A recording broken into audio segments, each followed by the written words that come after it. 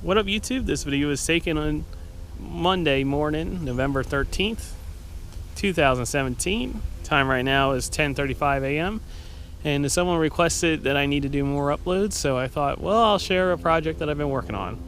So after Hurricane Irma came through, I had a carport that was built as a lean off to my, I call this my shed, but it's a 20 by 20 Smith built shed, garage, I guess. It's big enough I can put my car in there, but I use it more as a workshop, and then I have the jet ski and other stuff in there, so I really can't put my car in there. So the previous owner built a carport lean off, which I'm probably overlaying video showing the damage here, for his boat. And the thing was built using only a C channel. There was no support. There was a wall that supported the C channel on this side, and then it was tied to the overhang of the Smithville, but it didn't survive Hurricane Irma, and it came down, it scratched my car, and half the roof came off. Some of the C channel was even all the way on the other side of the road in the swamp. So I liked parking my car there, so I wanted to rebuild it. And so my plan is to rebuild it into a fully enclosed garage, so then that way my car doesn't get dirty. Now that carport, since it was butted up against the overhang and it was level with the roof, they used tar tape to try to create a seal, and it never worked right, and it always leaked. The roof always leaked. But you know, it was kind of open, so it didn't really matter, it would dry up. But the car never stayed really clean under the carport. So I want to build a garage to fully enclose the car to keep it clean, so when I clean the car and park it, you know, it stays clean. So I've never tackled a project this big, especially carpenter skills. So I did a lot of research online, just looking at what other people did. I also watched a lot of old 64 goat videos, so that gave me the confidence to try to tackle this project. So I want to give a shout out to old 64 goat. He's probably my favorite YouTuber, but if you watch some of his videos, he shows building a shed or building a deck. So if it weren't for him, I probably wouldn't have had the confidence to tackle this project. But yeah, so I just looked at how I looked on YouTube, looked online, a lot of Pinterest on, when you look at carports, there was a lot of Pinterest photos, just seeing how other people did it. And this is the design I came up with. I don't know if it's the best design, but it works, and I think it's pretty sturdy for what I'm doing it for, or for my purpose, or you know, for its purpose. I think it's pretty sturdy, and I think it's definitely a lot better than what I had before. I think this would have survived the winds that we had with Irma. So let's proceed. So the first thing I wanted to do is, like I said, the old carport roof always leaked. And as you can see, there's a whole bunch of screw holes. That's where there was a channel that the C channel attached to going along the roof. So it was parallel, I mean, it was level with the roof. So first thing I wanted to do is I wanted to make sure that the new roof wasn't going to leak. So what I decided to do was to put the new roof underneath the overhang. And I was thinking about removing this aluminum piece and trying to this under piece of the overhang and trying to tie the rafters together, but then I decided that it would be best just to not touch the shed. In case something would ever happen to the shed, this would be its own standing structure. So what I built is not anchored to the shed at all, it's just built up right against the shed. So it's just not anchored or anything, so theoretically if the shed fell over, this would support its own weight. So for the posts, I did 4x6 pressure treated posts. And I put them in the ground with these Simpson Strong Tie 4x6 wet set brackets. And that was the first obstacle I had to overcome, was where to put the footers. Or the, I guess it's not really a footer, it's a pillar. So as you can see, this shed is not perfectly square with the driveway. So, and the old carport was the same way. Oh yeah, pretty much I put this wall in the same spot that the old carport wall was, because I liked having enough room to be able to open up the doors on the Mustang. So I wanted to keep it as wide, even though that means I had a long span for my trusses. So it took me a long time to try to survey it and get my line straight to try to get this wall, like where to place the wall and where to place the posts. And it actually came out pretty good. It is off a little bit. And yeah, so I even had a friend come over help me with the lines to try to figure out where to put it. And I ended up going on Amazon buying for $12. I bought a 90-degree laser that wouldn't work outside. It would only work indoor.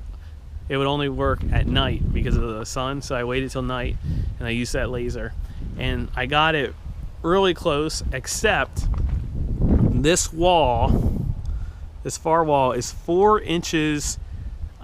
It turned out when I was all said and done, even though I was measuring everything, turned out to be 4 inches shorter, not as wide, 4 inches shorter than the posts that are next to the shed.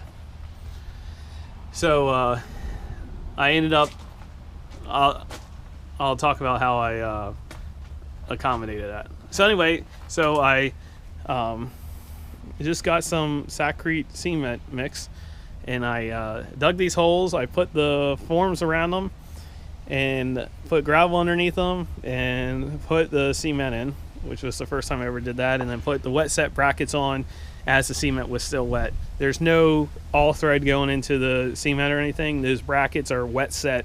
They have like a triangle shape underneath them, and as the cement's wet, you kind of push them in. So I was able to get them. That's how I did that pretty much. My plan was to go 2 feet deep on the cement, but this post and this post, I hit cement like 1.5 feet down, so they're not 2 feet deep, but they're sitting on top of cement. There's something weird going on here because this driveway apparently this driveway dropped down to the level of that driveway originally, and then the neighbor, when he bought the place, he filled it in with sand and raised it back up. So I don't know if that had to do anything with why I hit cement there, but those 2 posts I hit cement. So I got these laid all fine and they came out nice and neat. When I went to do these 3, it ended up raining on me, and it literally only rained for 5 minutes, heavy downpour. So this one was fine. Oh, I have crap. But anyway, the cement got deformed, like it's not nice and clean, but it did end up setting, and the brackets ended up being level. So it is strong, but I was like, man, I can't believe it. And it downpoured for like 5 to 10 minutes, and it totally messed me up. Just that little downpour totally messed me up. But they did set up nice and solid. They just aren't as pretty. So I started out with these, putting up these posts, and I based the height of the posts off the overhang, which ended up messing me up because the shed drooped a little on that side, but not too much. So it's pretty even here, but you can tell that it droops down. If you look at this window, you can tell it droops down there. So that was like one of the first mistakes. The second one is when I based the height off, I made a template to try to base the height of putting 2x4 purlings along the roof and then the tin. Well, it turns out that I messed that up, and I had to only put 1x4s in, and in some parts of the shed I had to take a screwdriver and just really lift up on the shed to slide the tin under. But yeah, I wanted to do 2x4s to make it a little stronger, but I could only fit 1x4s underneath there. So but 1x4s is still pretty strong. It came out strong. I notched all my posts, which I'm not a carpenter, but I was able to notch the posts, and I used all galvanized bolts, 1/2-inch bolts. So carriage bolts when it's wood to wood, and just regular 1/2-inch bolts for the brackets. And I used, so this is pressure treated. My header is not pressure treated. I use 2x8s. So because of the 16-foot, because of the 13-foot span, you can't buy 14-foot lumber. You can only buy 16-foot lumber, and I could only get 2x8s. And so all my trusses and my headers are 2x8s. And then I used these, what are they called? They're called truss hangers. I use these truss hanger brackets to attach the truss on this side, since it's to the header. And this span is 20 feet. Well, it's a little less than 20 feet. It's a little less than 20 feet because since I'm going to enclose this into a garage, I wanted to offset the wall in a little bit from the Smith-built shed. So this shed is 20 feet from this corner to the other corner. So it's a little less than 20 feet. But because of that, on this wall in the dead center here, these are 2 separate boards. And I did the overhang to get one last truss on the outside. There's no hanger on this one. It's just screwed into the post, which I know is bad for your shear force, but that's the way I had to do it. And I messed up. I should have extended this out to accommodate for my fascia board, because I didn't want to have the header board extend out, because I thought that would look ugly to have the header board extend out. But it didn't matter on this side, because since I butted the trusses up against the header board, it would have hit it anyway. But on this side, I sat the trusses on top of the header board. So if I would extend this out for my fascia board, I would have had a piece extending out. You see, the wall is going to be, I'm putting 2x4s to build up the wall, so this is going to be hidden by the 2x4s, so you'll never see this extended out. But I should have extended that out, but it ended up not being that big of a deal. So then I did the same thing here. I put up the posts. I had so like I said, I used the overhang on that side of the shed to get my height. This side I had to estimate it, and that took the longest. So like I said, it took me the longest to try to figure out where to measure that. When it came to getting all the heights of these posts the same, because the brackets aren't exactly the same height, they're different heights, but to get all this level, I just had a hard time doing it. And I did it in different methods. I did it and they came out at different heights. So I'm sure if someone knew what they were doing, they could know exactly, okay, this is how you make it level. But I was trying lines, I was trying levels, I was trying lines with levels on them, I was trying to measure it, but eventually I did get it pretty level. There's a little sag on that middle post there, but other than that, it's pretty much level. Another thing that I had trouble with is the original roof was 7 feet high on this wall. This wall was 7 feet high for the original roof, but the original roof was only C-channel, so it wasn't no trusses, so there wasn't anything thick, and it wasn't tucked underneath the roof. It was level with the roof, so it had a bigger pitch than this. Well, because of the trusses and because I was trying to get up over that window and have the trusses butt up against there, and then on this side I had the trusses sitting on top of the header board, I couldn't get as steep of a pitch. But I didn't want to sacrifice height on this side to get a 5 degree pitch. This wall would have had to been less than 6 feet. But a lot of people told me, like my neighbor, when I was trying to set it up, he told me, he said, well, as long as you have a little bit of a slope here in Florida, it doesn't matter that much because the water will run down. So I ended up going with a 2.5 degree pitch. So there is a pitch, 2.5 degrees, and the wall is, I believe it ended up being 6 feet 5 inches, 5.5 inches, 6 feet 5.5 inches. So I ended up getting enough height to be able to walk under this without, head banging. And also, like I said, eventually I want to close this into the garage, so I wanted to have enough height to get a small garage door in. Standard garage doors are 7 feet, so there's no way I can put a 7-foot garage door in. But I think I will be able to get a 6-foot garage door and be able to fit it underneath here. And then for the roof, so like I said earlier, is this wall ended up being 4 inches shorter. So I wanted to set the roof up to be square. I wanted to set the roof up so when I bought the 5V crimp galvanized roof, I wouldn't have had to cut any panels. So I had to get the roof square. So I compensated that by my fascia board. So I went out and I bought pressure treated 1x8 fascia board. And eventually this is going to be covered up. This is all going to be covered up. But for now, I wanted to get pressure treated just to make sure that when the water hits it, it won't rot right away. So I had to make up with the with this gap.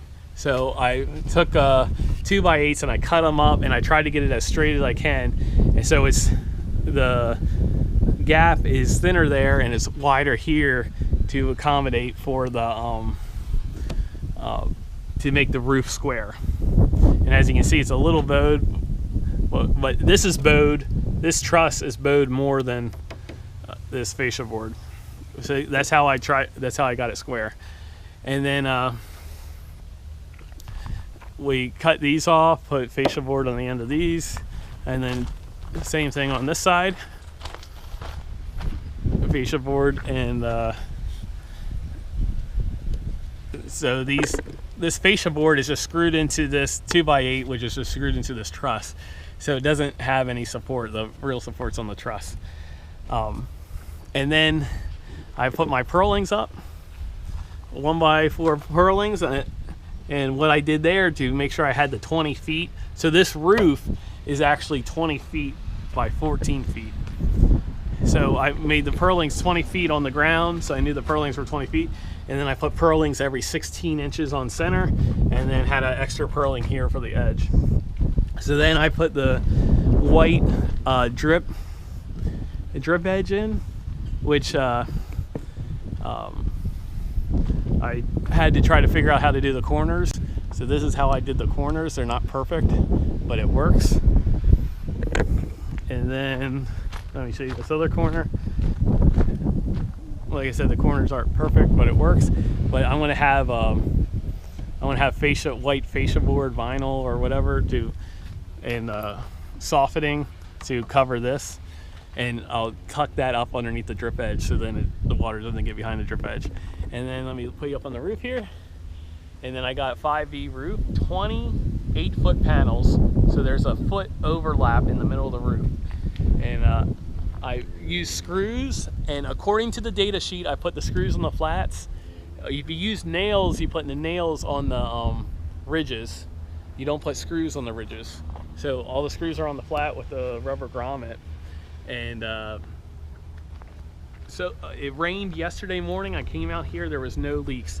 Now, remember how I said that my pitch was real shallow? Actually, you can feel water does, from the dew, water does pile up. There's some buckles in the roof and water does lay there. But when it's raining, the water does run off, and so far I haven't had any leaks. So it's already a lot better than what I had in the carport, but it's not perfect. And yeah, wow, so this video just went on for 20 minutes. But yeah, I thought I would just show you, and you see it's a little off, but it's not that bad. I don't consider myself a carpenter or anything, but I wanted to have a garage to put my car in, and this was the first step. So yeah, so I have a nice carport now. After the holidays, I want to go and put walls on it, plywood it, put siding on it, and put a garage door on it, and hopefully I'll have a real nice enclosed garage to keep my car in. So I hope you enjoyed this video. Sorry for the rambling, but I thought I would just share how I built my carport, because like I said, I was going back and forth on the design, and then this is finally the design that I came up with. And just to let you know, I used hurricane brackets on this side, so hopefully it doesn't come apart. And for here, I just used these 90-degree brackets to hold it in, but the weight on this side is supported by the header board. So, thanks for watching. See ya.